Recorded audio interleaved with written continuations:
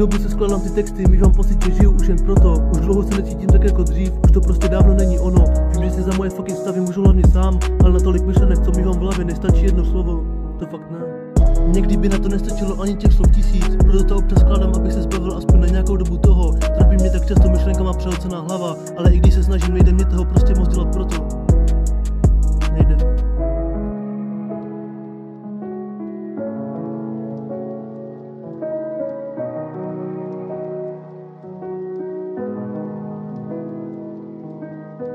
Mám pocit, že už příliš dlouho mě chybí ten hlubší smysl do života, ale stejně si pořád říkám, máš všechno před sebou, nedělej si nic z toho, ale tak často přemýšlím nad tímhle světem, nad životem a vesmírem, nad lidstvem a tím špatným systémem. Už mě z toho občas sebe, ale nemůžu si pomoct to vypustit z hlavy a jít dál svým životem, prostě to nejde.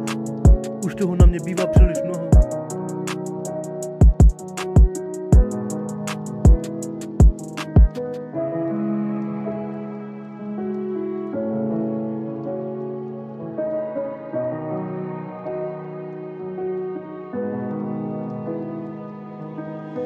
Od té doby se skládám ty texty, mývám pocit, že žiju už jen proto. Už dlouho se necítím tak jako dřív, už to prostě dávno není ono. Vím, že si za moje fucking stavy můžu hlavně sám, ale na tolik myšlenek, co mývám v hlavě, nestačí jedno slovo.